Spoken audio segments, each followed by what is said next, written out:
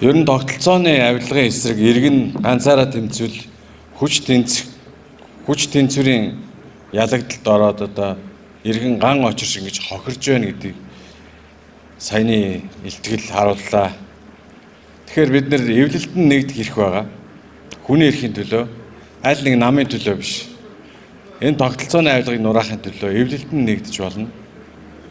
Эвлэлтэнд нэгдэхдээ үзэл санааны шалгуур тавихгүй бол сүүлдээ намын жагсаалт бол ардчилсан намын жагсаалт бол ардын намд мөнгөнд дутсан хүний очирддаг ийм лангуу болж хувирах ойрхон биш шүү гэж хэлмээр байна. За ингээд эрдэнэсэн тавхах байхгүй байх шиг байна. Дараагийн үнийг өрөө иргэн намжилс өрн таныг урьж байна.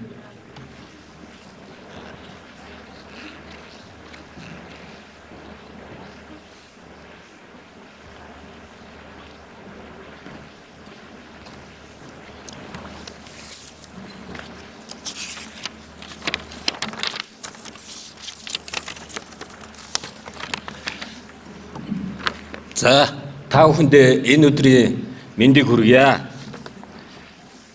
За, үг хэлэх боломж олгосон манай хин хайцсан бэ. За, үг хэлэх боломж олгосон өнөөдрийн арга хэмжээг зохион байгуулж байгаа та бүхэндээ бас баярлал талархснаа илэрхийлье.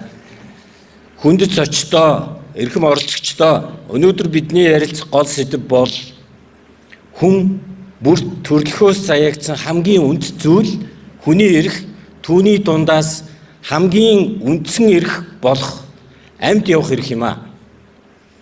Амьд явах эрх бол зөвхөн аюулгүй байх, амь насанд халдахгүй байх тухай ойлголт бол огтхонч биш ээ.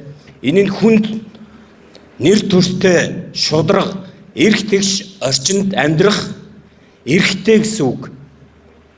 Амьдрал нь аюулгүйч, амьдрах нөхцөл нь шударга бус бол хүний эрх зөрчигдөж байна гэсэн үг ээ. Монголд сүүлийн саруудад олонний анхаарлыг татж буй томоохон асуудлуудын нэг бол энэ яалтчгүй нүүрсний салбар дах авилга хариуцлагын асуудал. Энэ бол зөвхөн эдийн засгийн асуудал биш. Энэ нь хүний эрхтэй салшгүй холбоотой. Яагаад гэвэл авилга газар ав бол иргэдэд хүрэх ёстой баялаг цөөх хүний гарт төвлөрнө. Улсын хөгжил удаашрч залуучуудын ирээдүйн боломж хумигдана. Хөгжил удаашрах тусам боловсрол, эрүүл мэнд, аюулгүй орчин эдгээр нь бүгд амьд явах эрхийн салсчгүй хэсэг хохирох болоод байна. Өөрөөр хэлбэл авилга бол хүний эрхийг зөрчдөг хамгийн галт хэлбэрийн хүчирхийлэл юм аа. Төрийн нэгдсэн бодлого, хуулийн байгууллагын хариуцлага, олон нийтийн дуу хоолой хүчтэй байхгүй бол ийм төрлийн асуудал үргэлжилсээр байх болно. Харин шударга ёс, тогтсон нийгэмд хэн нэгэн эрх мэдэлтэй хүн бусдын боломж, баялаг, амьдралын чанарт нөлөөлөх шийдвэрийг дур мэдэн гаргах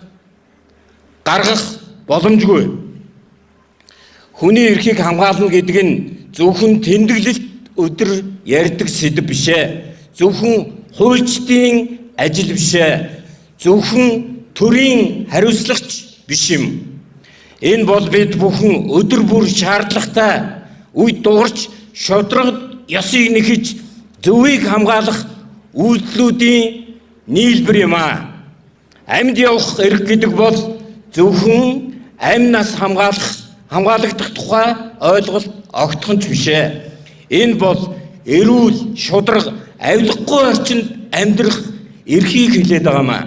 Хэрв баялаг цөөх хүн төвлөрч олон хүн хохирч байвал энэ хүний эрхийн зөрчил яалтгүй мó бидний эрх үнэхээр зөрчигчээд байна.